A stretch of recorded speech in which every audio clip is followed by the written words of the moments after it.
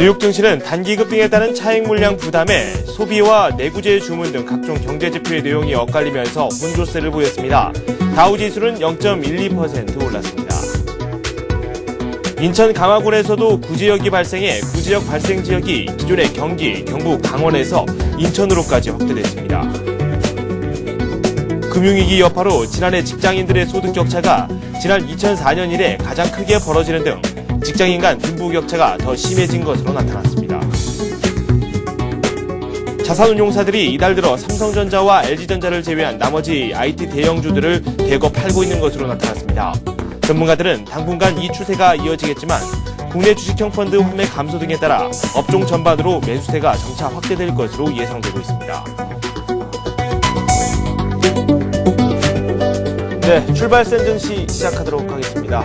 미국과 유럽 혼조세로 마감이 됐습니다. 이 상승세를 유지하는 그런 기조 자체는 변하지 않았다는 평가가 나오고 있지만 최근 들어서 이 급등세에 대해서 좀 부담을 느끼는 듯한 모습이 현재 나오고 있습니다. 우리 시장 역시 이런 추세에 또 동참을 하고 있는데요. 어떻게 마감됐는지 화면을 통해서 또 함께 만나보도록 하겠습니다. 코스피가 조정을 좀 받았습니다. 낙폭이 그다지 크지는 않았는데요. 장중에 2020선까지 내려가는 모습을 보여주기도 했습니다. 2030선을 지지받았고 2037로 마감되는 모습을 보여줬습니다. 코스닥 지수 역시 하락하면서 이 부진을 거듭하고 있습니다. 5% 정도 하락을 했습니다. 원달러 환율은 5원 20전 내리면서 마감됐습니다. 아시아 지역 증시 살펴보도록 하겠습니다. 일본 증시는 추장을 했고요. 중국 증시는 좀 부진한 흐름이 나왔습니다. 0.7% 넘게 하락을 했는데요. 외국인 부동산 투자에 대한 조사를 강화한다. 이런 소식도 들려왔고요. 은행 차입 비용 상승에 따라서 이 중소기업에 대한 대출이 줄어들 수도 있다는 우려가 이 시장에 악재로 작용을 했습니다.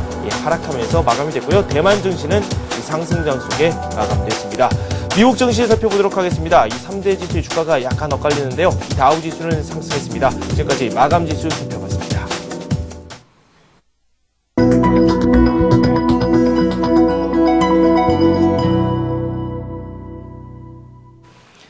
교보증권 상암 DMC 지점의 김학현 차장과 함께하도록 하겠습니다. 어서 오세요. 안녕하세요. 네, 좀 힘들어 보여요, 우리 증시가요. 어제 같은 경우도 요즘 많이 올랐다 이런 평가가 많이 나오고 있는 만큼 좀 부담스러운 모습도 많이 보였고요. 전일장 정리를 좀 해보도록 하죠. 예, 외국인들과 뭐 주요 기관 투자자들의 매수세는 지속이 됐습니다. 네. 구체적으로 좀 말씀을 드리면 외국인들이 1,378억, 그러니까 1,400억 가까이 매수 기조를 좀 이어가는 모습이었고, 이 기관 투자자 중에서 주요 수급적인 그 매수 주체는 그동안 계속해서 증권사라든가 기금 공제, 연기금을 포함한 이제 기금 공제 그리고 국가지자체 이런 쪽들이 국내 증시의 주요 매수 기반이다라고 볼 수 있는데 이런 주요 매수 기반들은 모두 매수해 나가는 그 매수 기조를 유지를 했지만 이 투신권의 매도가 이틀 연속해서 강하게 지속이 되면서 좀 압력을 받고 있는 상황인데요. 이 압력이라는 것 자체가 투신의 매도는 사실상 그 이번뿐만이 아니라 계속해서 지속되어 오고 있기는 하죠. 네. 이전에 뭐 1,700, 1,600포인트, 1,800포인트 이 선에서도 뭐 계속 엄청난 매물이 나왔었고. 네. 이제 투신 매물이 더 강하게 느껴지는 것은 다만 지수가 상승했기 때문에 나타나는 현상일 뿐이거든요. 그래서 네. 그 수급적인 강세 기조는 그 변함이 없는 가운데서 다만 지수 상승에 따른 부담으로 해서 조금 압박을 받고 있는 상태다라고 보시면 되겠습니다. 그래서 수급적인 변화는 크게 없는 가운데서 다만 지수 상승에 따른 부담감만 좀 있을 뿐이다라고 볼 수 있습니다. 네. 다음으로 업종을 점검해 보면 전일시장에서 그 은행업종과 전기가스 그리고 서비스, 보험업종 뭐 이런 업종들이 강세를 보였는데요. 네네. 은행업종은 뭐 거의 한 종목밖에 없습니다. 외환은행인데요. 네. 외환은행의 그 배당액이 약 850원. 그러니까 뭐 시가 기준으로 하면 약 7%에 가까운 그 배당이 나올 것으로 지금 기대가 되면서 네. 외국인들의 매수가 몰리면서 뭐 은행업종이 상승하긴 했지만 거의 외환은행 한 종목 정도가 반등을 했다라고 네. 볼 수 있겠고요. 다음으로 전기가스 업종 중에서는 뭐 한국가스공사나 한국전력과 같이 방어적 인 성격을 가지고 있는 종목들이 좀 매수세가 형성이 되는 모습이었고, 네네. 서비스 업종에서는 GKL이라든가 뭐 CJ, CGV 뭐 이런 종목들 위주로 해서 반등이 나타났는데요. 네. 이 두 종목 모두 공통점이 단기 낙폭 과대가 좀 형성돼 있다는 부분들입니다. 네네.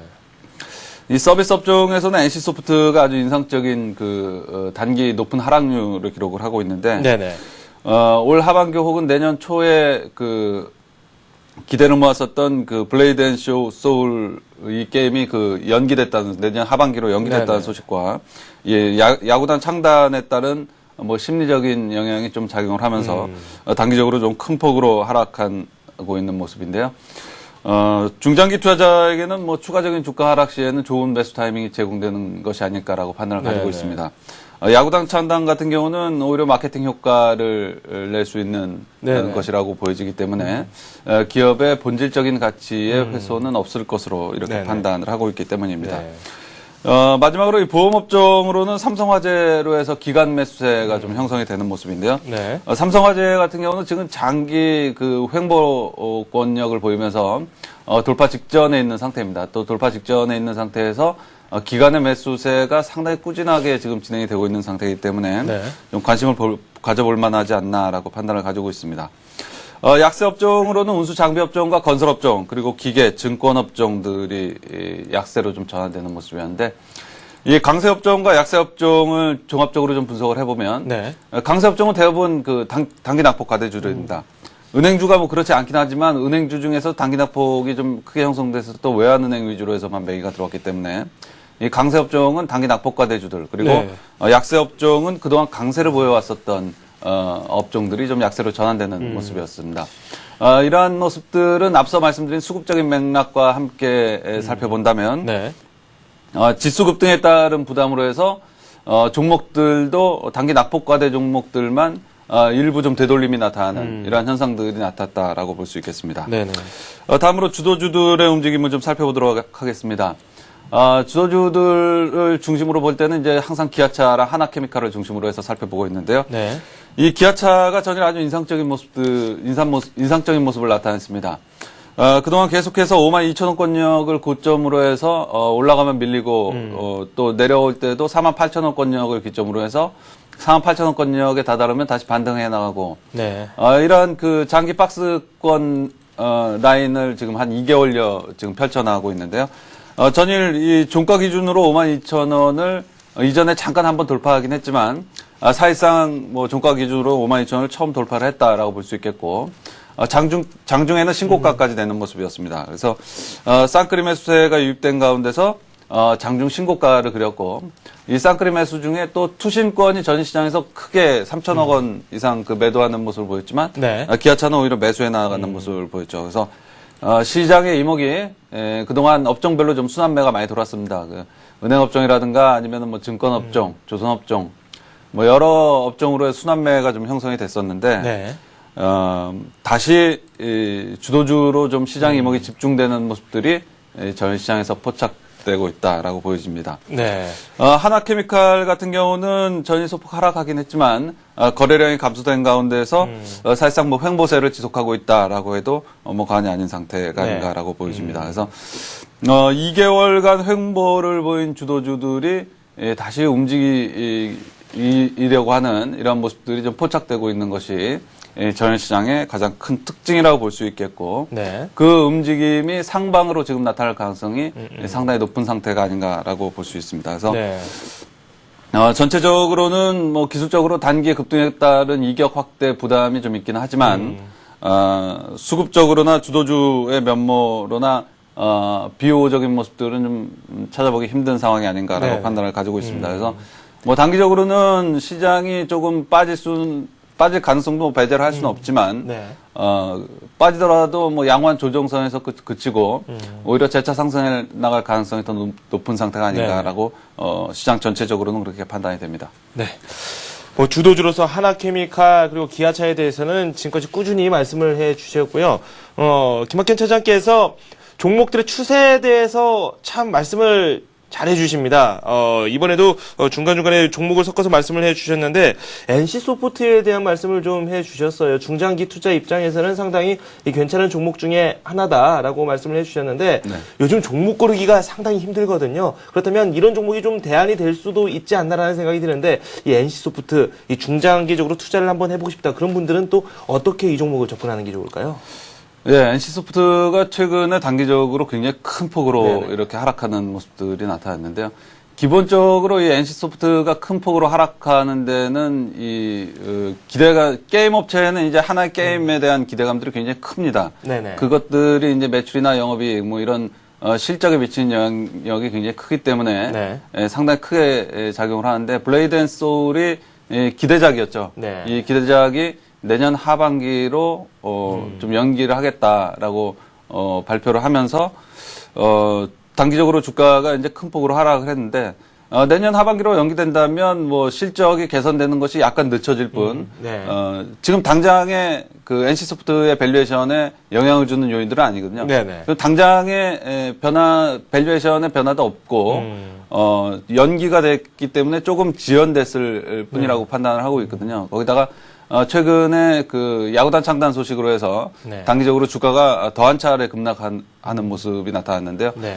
기존의 기관 투자자들이 그다지 블레이드 앤 소울의 연기에 대해서 좋지 않은 시각을 가지고 있다가 또 야구단 창단이라는 다소 악재로도 받아들일 수 네네. 있는 이러한 소식이 나오면서 거래량이 상당히 큰 폭으로 지금 증가를 하고 있죠. 네.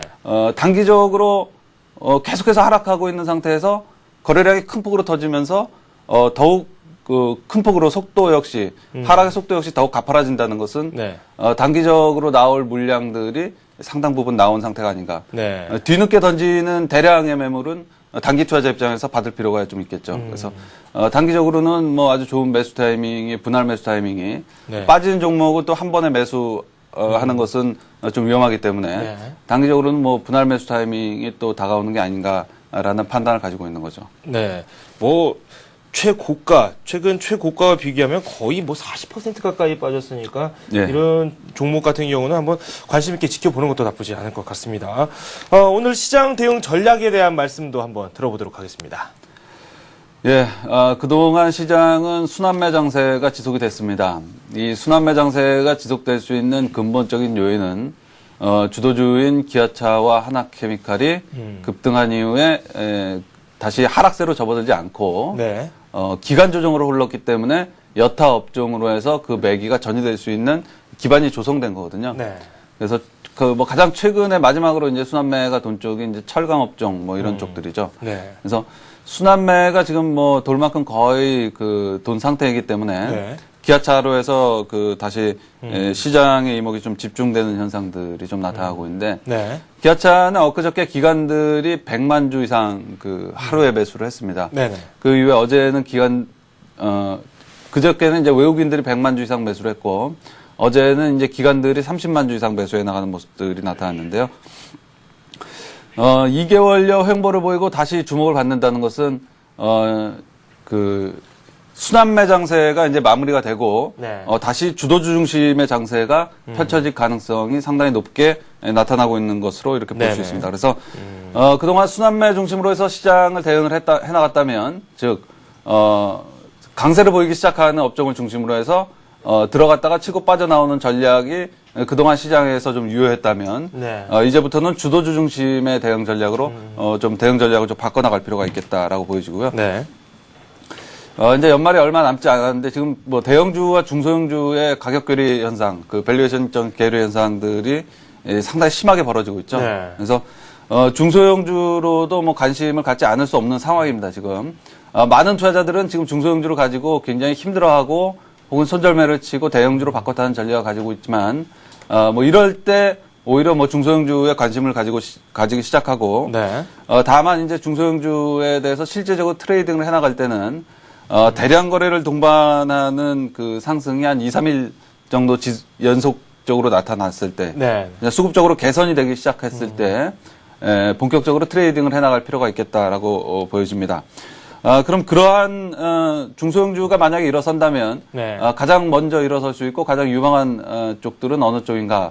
한 3개 파트로 좀 나눠서 말씀드려 보겠는데요. 제일 먼저는 이제 자동차 부품 쪽입니다. 네. 자동차 부품 쪽에서는 가장 저평가되어 있고 실적 개선 속도가 가장 빠른 SL 같은 종목이라든가 네. 다음으로 IT 부품 쪽에서는 터치스크린의 그 멜파스 그리고 AMOLED의 뭐 SNU나 아바코 같은 종목들이 있겠고 네. 마지막으로는 이제 조선주들이 최근에 많이 올랐는데요. 이 조선주의 가장 그 직접적인 수혜를 받을 수 있는 상태에 있는 뭐 조선 기자재의 성광밴드 피팅 업체죠. 네. 대표적인 피팅 업체인데 성광밴드 뭐 이러한 종목들을 중심으로 해서 중소형주들은 대량 거래가 좀 이틀 연속해서 나타났을 때 네. 좀 접근해 나가는 전략도 그래서 이제 관심을 갖는 전략도 네네. 나쁘지 않은 전략으로 보입니다. 네. 굉장히 좋은 말씀을 해 주셨습니다. 완전 바닥에서 잡을 게 아니라 이 매기가 형성이 된 이후에 한번 노려보자 그런 말씀을 해 주셨습니다. 저희가 종목을 좀 더 추려봐야 되겠죠. 그렇다면 저희가 이 관심을 가져볼 만한 종목이 있다면 어떤 것이 있는지도 한번 살펴보도록 하겠습니다. 예, 나올 때마다 중소형주 중에서 투자를 하려면 이런 쪽에 대해서 투자를 해라 이렇게 계속해서 말씀드리고 있는 종목인데요. 네. 사실 계속해서 소개해드리는 거는 기아차 같은 종목 계속해서 소개해드리고 싶은데, 네네. 계속 누차 말씀드리고 있는 종목이기 때문에, 다시 언급하는 것은 큰 의미가 없다고 보여지고, 네. 오늘은 멜파스를 좀 안내해드리도록 하겠습니다. 멜파스는 터치스크린 업체의 국내 대표적인 업체인데요.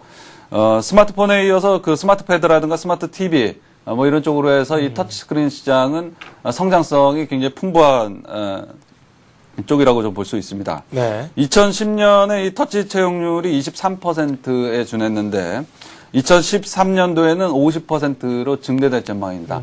기본적으로 산업의 성장 속도가 굉장히 큰 쪽이라고 볼 수 있겠고요. 네.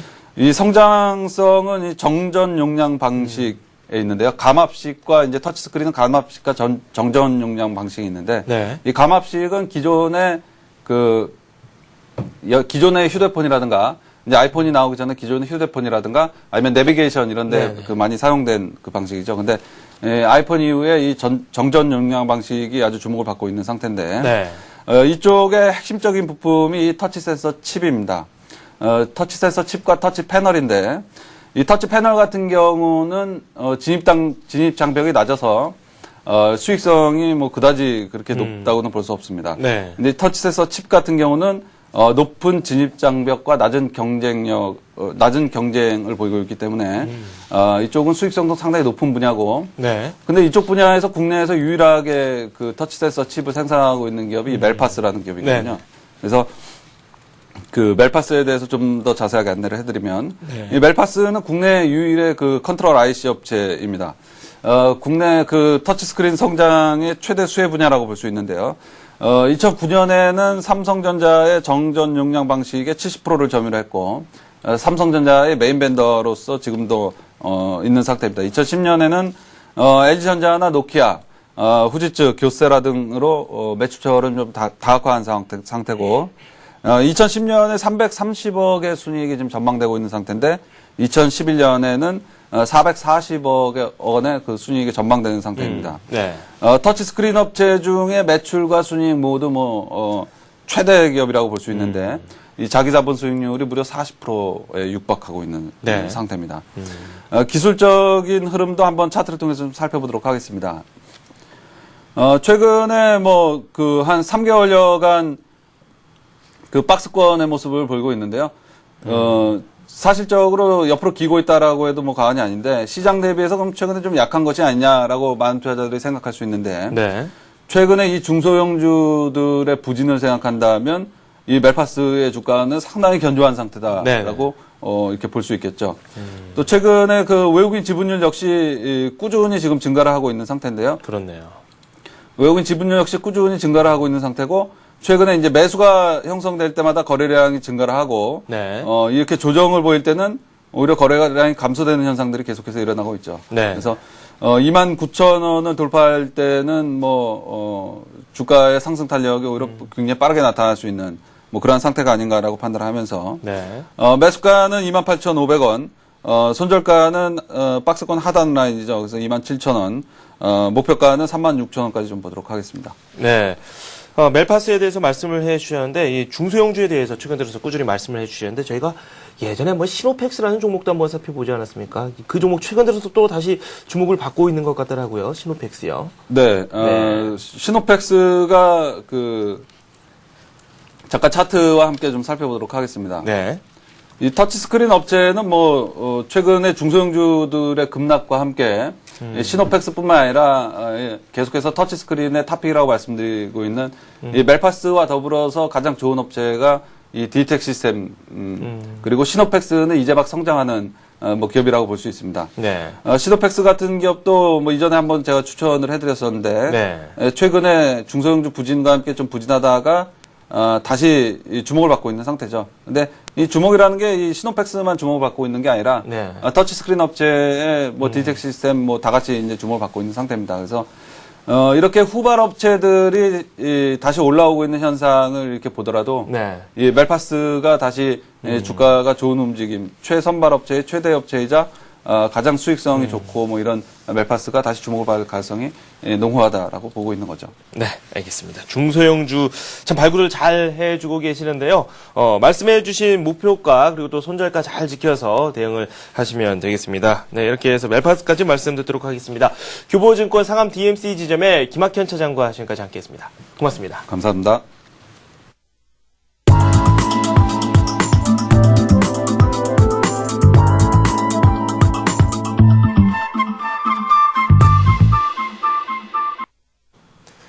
네, 뉴스 속에서 테마주를 찾아보도록 하겠습니다. 신한금융투자 평촌지점의 서정함 대리와 함께하도록 하겠습니다. 어서 오세요. 네, 안녕하세요. 지난주에 저희가 전화로 만나 뵀었는데 이 감기는 좀 나으셨어요? 예, 많이 좋아졌습니다. 네, 지난주에 이 백신과 관련된 종목에 대해서 말씀을 해주셨잖아요. 예, 맞습니다. 네, 주가는 어땠습니까?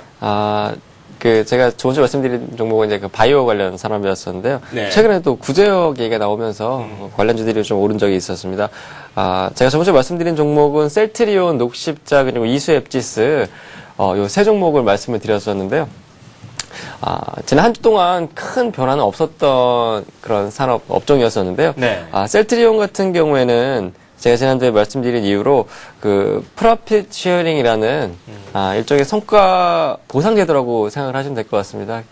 기업의 일정 부분 매출액이 나오면은 그 이익의 한 10% 정도를 주주들과 그 직원들과 나누는 그 프로핏 쉐어링 제도가 검토 중이라고 하는데 바이오 산업에서는 지금 처음으로 시도를 하려고 하는 이제 그런 상황인데요.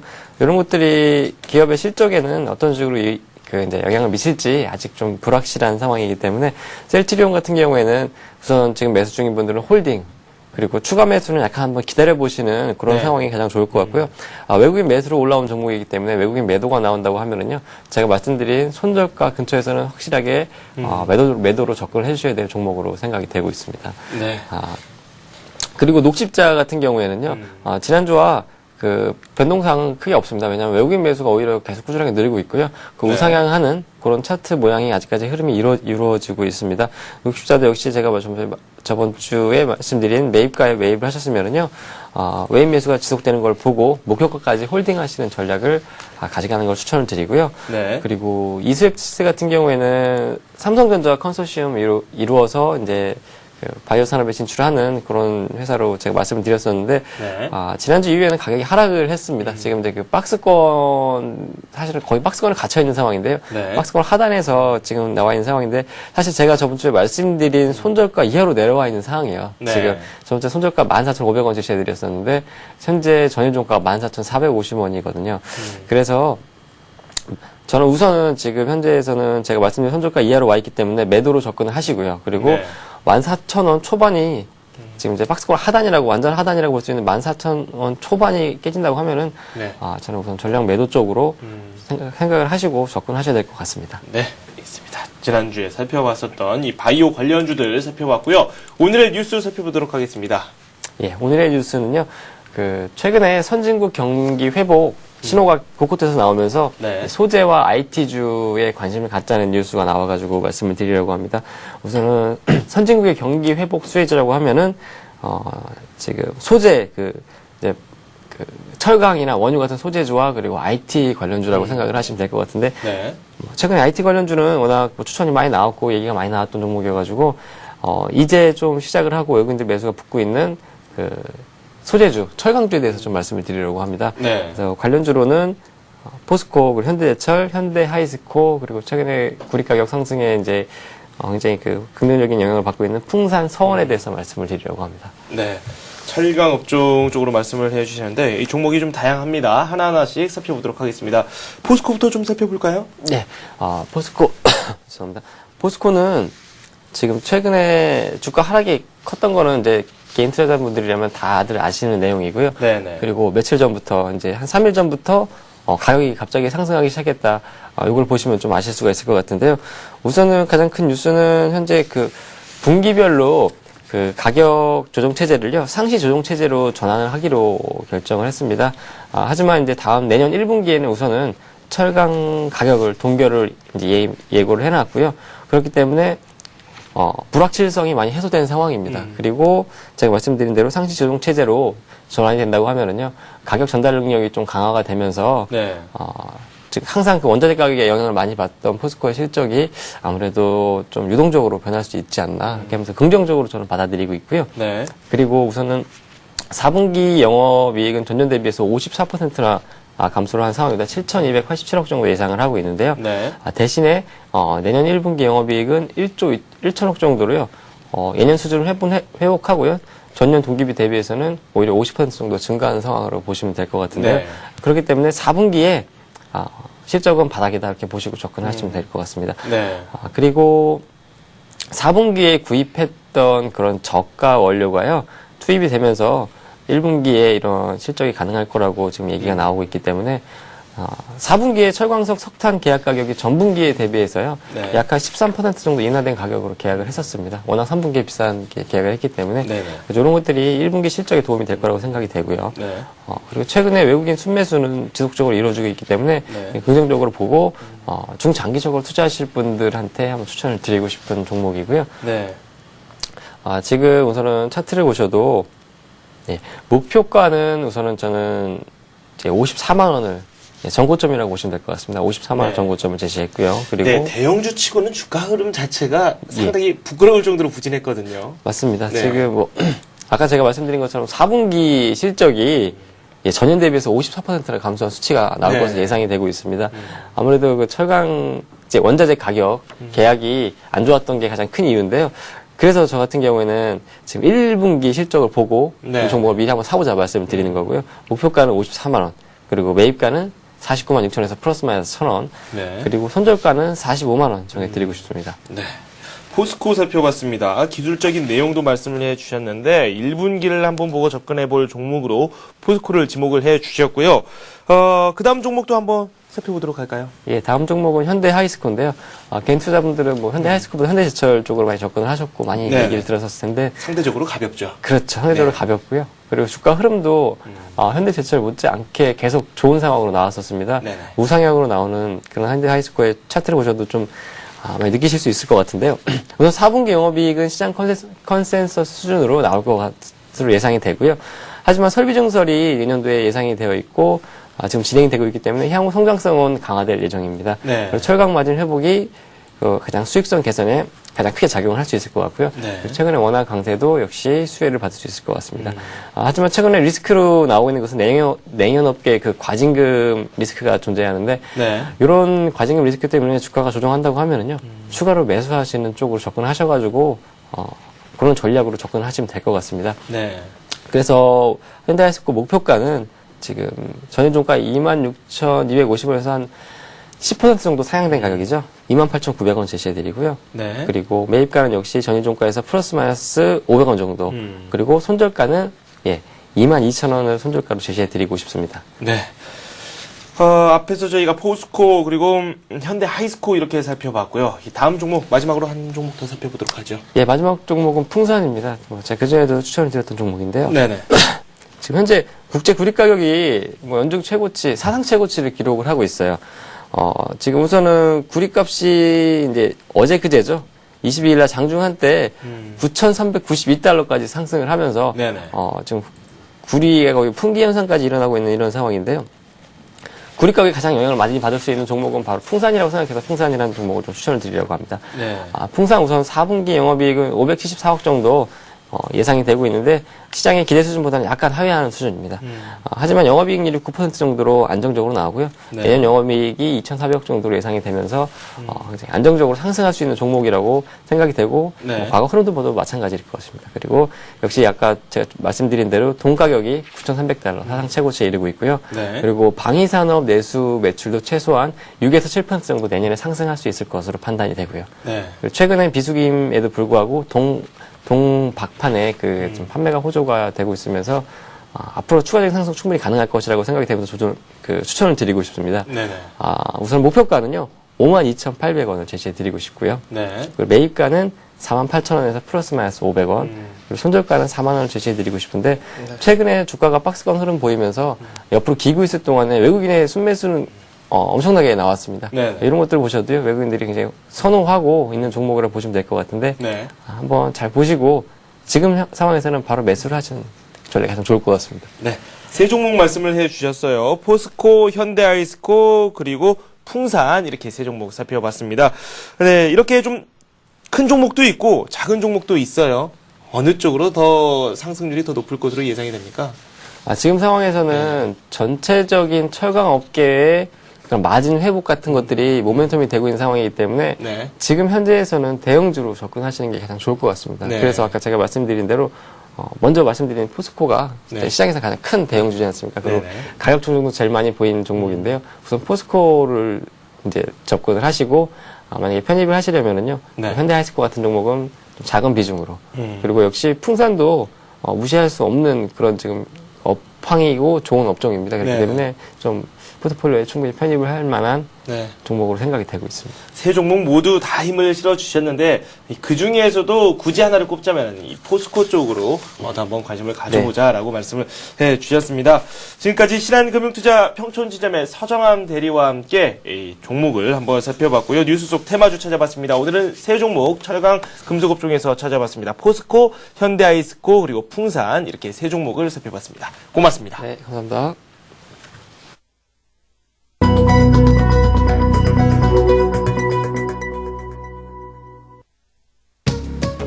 네, 이 앞에서 끝난 미국 증시와 유럽 증시에서는 혼조세가 나왔습니다. 어제 우리 증시가 이미 조정을 좀 받은 터라서 이 오늘 우리 증시 또 어떤 모습을 보일지 상당한 궁금증을 낳고 있습니다. 크리스마스 연휴를 또 기다리고 있습니다. 물론 뭐 토요일, 일요일 이렇게 이어지기는 하지만 장이 좀 한산하지 않을까 이렇게 생각하시는 분들도 분명히 있습니다. 연말 분위기를 좀 타고 있는 우리 증시인데요. 어떤 모습이 나오고 있는지 시가총액 상위 종목군들을 중심으로 해서 흐름을 짚어보도록 하겠습니다. 함께 보시죠. 코스피부터 살펴보도록 하겠습니다. 삼성전자인데요. 0.1% 오르고 있고요. 93만 7천원 선에 거래가 이루어지고 있습니다. 서정함 대리와 함께 살펴봤었던 포스코 일단 출발은 하락으로 출발을 하고 있습니다. 낙폭이 그다지 크지는 않고요. 충분히 노려볼 만한 가격이다라고 말씀을 해주셨습니다. 49만 6천원 선의 거래가 이루어지고 있고요. 현대차는 0.2%, 현대중공업 역시 여기에 동참을 하고 있습니다. 어제 조선업종이 다시 한번 힘을 내는 모습을 보여줬었는데요. 요즘의 키워드 바로 조선이 아닐까라는 생각이 듭니다. 현대모비스는 현재 보합권이고요. LG화학 0.3%, 신한지주 0.3% 각각 오르고 있습니다. KB금융은 조정이 좀 나오고 있습니다. 0.8% 내리고 있고요. 기아차, 김학현 차장께서 꾸준히 말씀을 해주고 계시는 시장의 주도업종입니다. 0.1%에서 보합권 사이를 왔다 갔다 하고 있습니다. 삼성생명은 현재 보합권인데요. 10만원 선 아래로 내려와 있죠. 한국전력은 0.3% 내리고 있습니다. SK에너지가 강세입니다. 동시호가 때부터 심상치 않은 움직임을 보여줬었는데요. 어느새 20만원 선을 노리고 있습니다. 올 들어서 폭발적인 움직임을 보여주고 있는 SK에너지의 모습입니다. LG전자는 현재 보합권이고요. LG 0.4%, SK에너지 역시 큰 움직임이 나오지 않고 있습니다. SK텔레콤이죠. 큰 움직임이 나오지 않고 있습니다. LG디스플레이는 현재 0.1% 정도 오르고 있고요. 그리고 롯데쇼핑은 조정이 좀 나오고 있습니다. 0.7% 하락하고 있습니다. 신세계는 0.3% 오르고 있고요. 출발 상황 자체가 어제와 좀 비교했을 때 좀 유사하게 나타나고 있습니다. 어제도 롯데쇼핑이 초반에 좀 부진했었고 신세계는 강세였는데요. 이런 추세가 이어지고 있습니다. 신세계 60만원 선을 노리고 있습니다. 우리금융은 0.3% 오르고 있고요. 현대제철, 기업은행 나란히 하락하고 있습니다. SO일은 1.2% 상승하고 있고요. 오늘 석유화학 업종 쪽에서 강세가 나오고 있다는 점을 알 수가 있습니다. 삼성화재 그리고 삼성전기는 보합권입니다. KTNG는 0.1% 소폭 하락하고 있습니다. 코스피 0.04% 내리면서 2036 가리키고 있습니다. 코스닥도 살펴보도록 하겠습니다. 0.3% 오르고 있고요. 504 가리키고 있습니다. 1위 셀트리온은 0.5%, 0.7%까지 지금 상승폭을 확대를 하고 있고요. SK 브로드밴드 이 소폭의 오름세 보여주고 있습니다. 서울반도체는 큰 움직임이 없고요. CJ 홈쇼핑 0.8% 내리고 있습니다. 포스코 ICT, 메가스터디, 동서 이렇게 강보합권에 머무르고 있고요. OCI 머트리얼즈는 1% 육박하는 상승률을 현재 보여주고 있습니다. 다음이 현재 보합권이고요. 네오스게임스 조정이 좀 나오고 있네요. SFA는 0.7% 오르고 있고요. 지금 아래쪽에 보시면 GS홈쇼핑 쪽으로 낙폭이 어느 정도 나오고 있습니다. 주성엔지니어링, 성화이텍, SK컴즈 나란히 강세고요. 지금 강보합권에 머물고 있는 종목들이 대다수입니다. 보합권에서 큰 움직임을 보이지 않고요. 코스닥 시장에서는 현재 이 탐색전이 벌어지고 있습니다. 김학현 차장께서 오늘 관심 종목으로 말씀을 해주셨던 멜파스 일단 강세 장축에 출발을 했습니다. 0.3% 오르면서 28,800원 선에서 거래가 이루어지고 있습니다. 네, 코스피 코스닥 시가총액 상위 종목군들의 현재 흐름을 살펴봤습니다. 출발 상황 살펴봐야 되겠죠. 현대증권 배성영 수석연구원 연결해 보도록 하겠습니다. 안녕하세요. 예, 안녕하세요. 네, 시장 동력이 좀 떨어진 것 같다는 생각이 드는데 그동안 좀 많이 올랐다라는 평가 어떻게 보면 당연한 이야기가 아닐 수 없습니다. 오늘 코스피 이제 막 하락으로 전환이 또 됐는데요. 어제 이어서 오늘도 약세네요. 예, 그렇습니다. 일단 어제 이제 미국 증시 역시 이제 부합권 혼조세로 마감을 했는데요. 역시 연말 매크로 지표가 다소 혼조세를 보였습니다. 미시간대 소비자 신뢰지수와 개인 소비와 관련된 지표들은 혼조세를 보였고요. 반면 내구재 주문과 주택 관련 지표는 다소 부진한 흐름을 보이면서 미국 증시 상승 탄력도 다소 둔화되고 있는 상황입니다. 다만 다우지수 기준으로 해서 다우지수가 추가적으로 강세를 보인다면 약 11,900선까지는 기술적으로 추가 상승 가능해 보이기 때문에 아직은 연말 상승에 대한 그런 기대감은 좀 더 남아있다라고 보시면 될 것 같습니다. 예, 우리 증시도 현재 사상 최고치 돌파를 약 2% 정도 눈앞에 두고 있는 상황이지만 최근 2,000선을 넘어서면서 펀드 환매 규모가 다소 좀 많아지면서 상승 탄력은 다소 좀 둔화되는 상황이고요.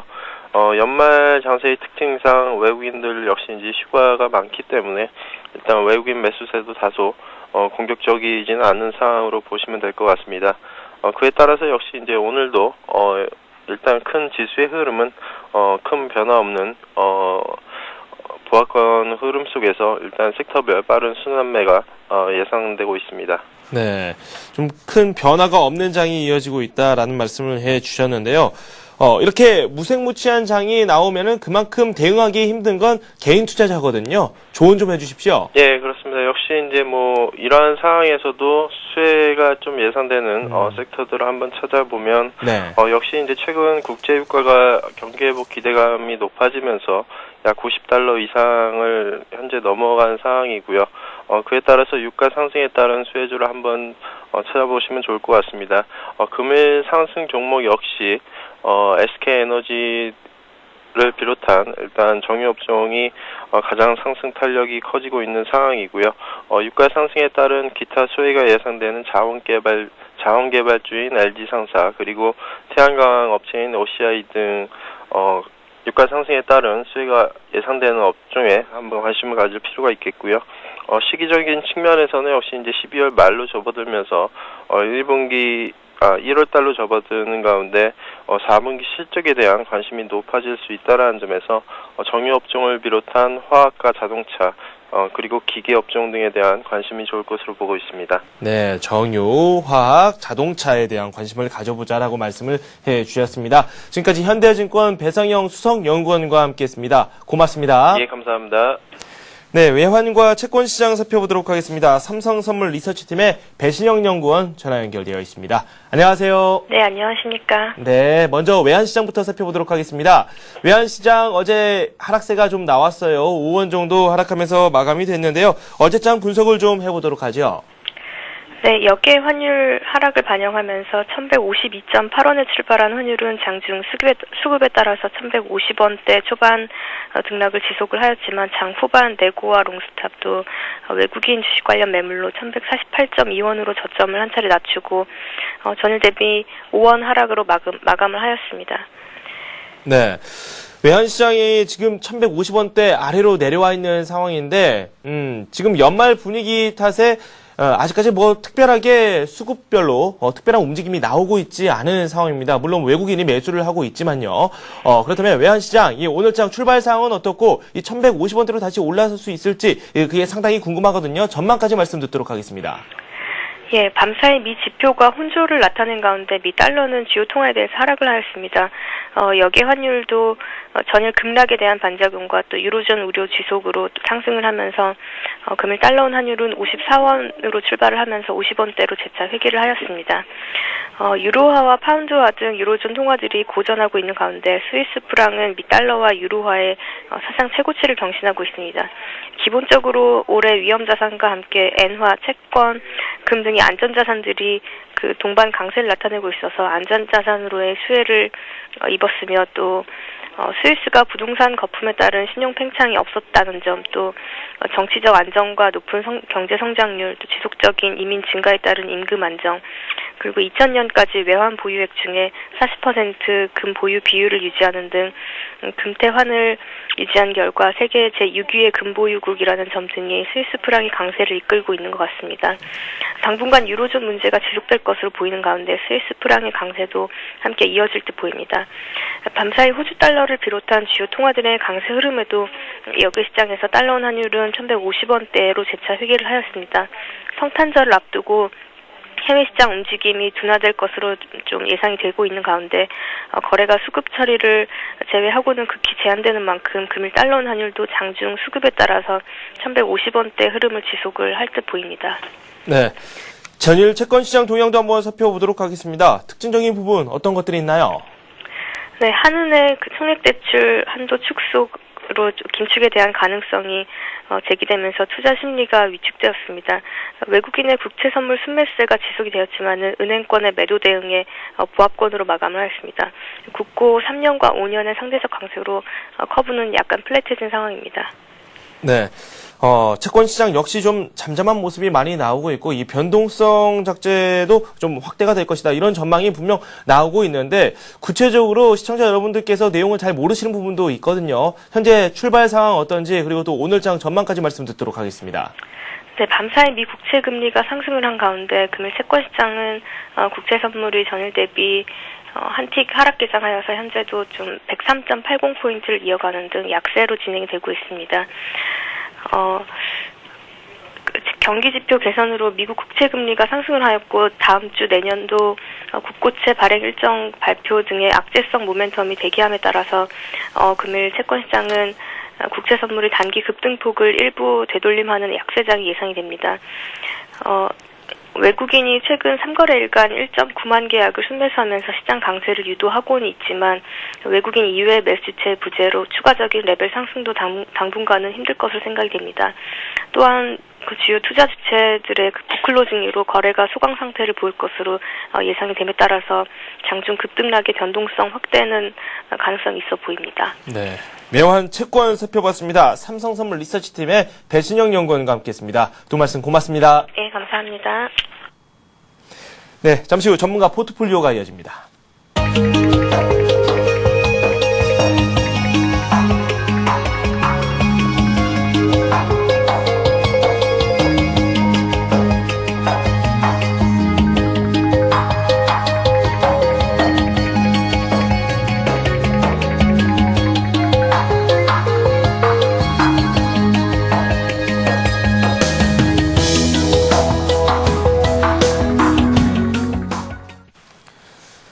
네, 이트레이드 증권 온라인 PB센터의 정영훈 과장 전화 연결되어 있습니다.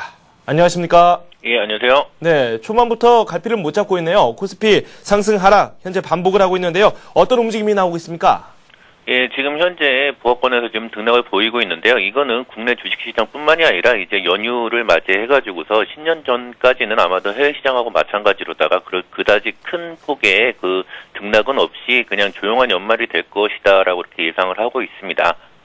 이 외국인들이나 아니면 기관들의 그 투자가들의 어떤 그 방향성이다라고 하는 것들도 미국 시장이 예를 보다시피 그 은행이라든지 기술주 같은 그동안의 상승을 이끌었던 그런 종목들이 올라왔다가 살짝 조정을 받는 그런 와중에 상품주들 위주로다가 그 하락폭을 다시 메꾸는 그런 식의 흐름이 나타났는데요. 국내 시장 마찬가지로다가 기존의 어떤 주도를 했었던 네. 그런 업종들은 약간 쉬어가면서 그동안은 올라가지 못했었던 기존의 주도주라고 했었던 화학이라든지 자동차 업종들이 상대적인 강세를 보이는 거로 보아서는 지수 자체로다가는 급속한 상승이 없다라고 하더라도 네. 그동안 기간 조정을 받았던 종목들이 그 밑에서부터 상승을 하면서 어느 정도 이제 순환매가 이루어지면서 키높이를 하는 그런 과정들이 연말까지 지속이 되지 않을까 예상을 하고 있습니다. 네.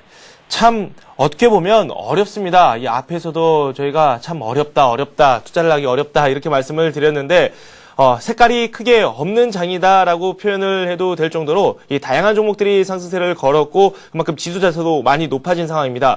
개인 투자자들 종목 선택에 상당히 어려운데요. 관심을 보일 만한 업종에 대한 말씀을 좀 해주십시오.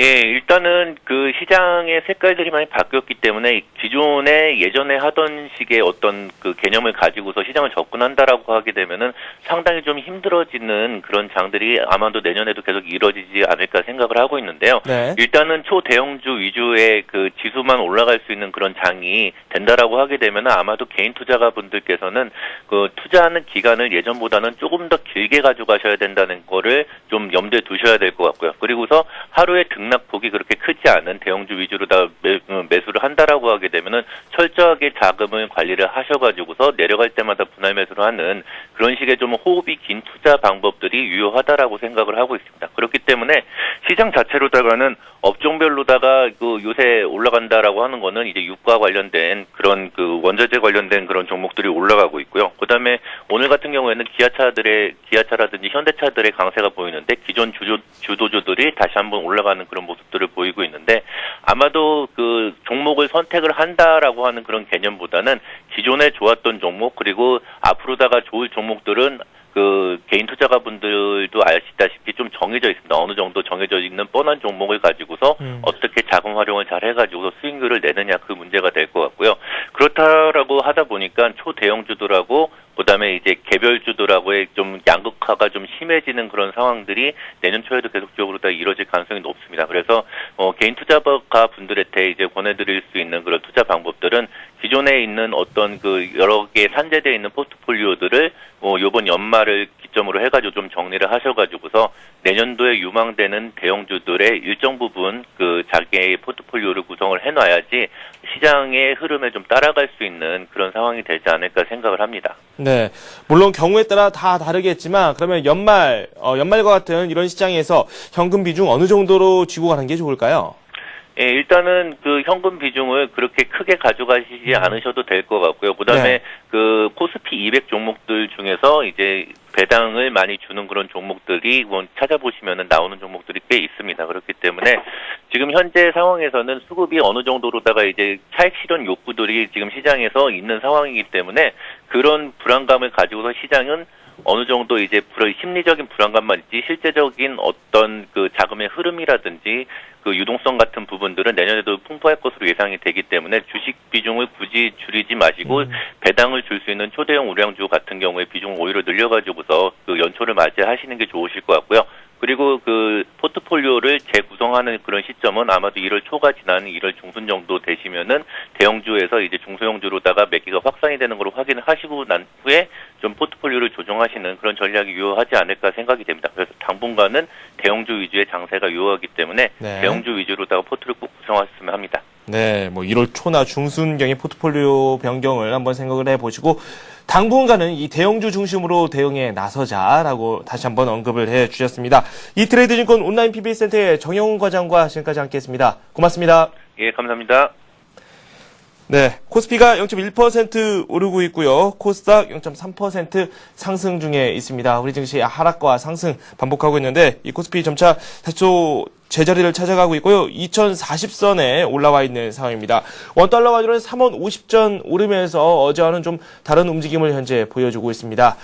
저희는 잠시 후에 마켓앤 생증시에서 여러분께서 가지고 계신 종목에 대한 상담을 진행합니다. 문자와 전화를 통해서 참가 신청을 하실 수 있는데요. 문자는 013-3366-0110번이고요. 전화는 서울전화 3153-2611, 2619번입니다. 저는 잠시 후에 다시 찾아뵙겠습니다.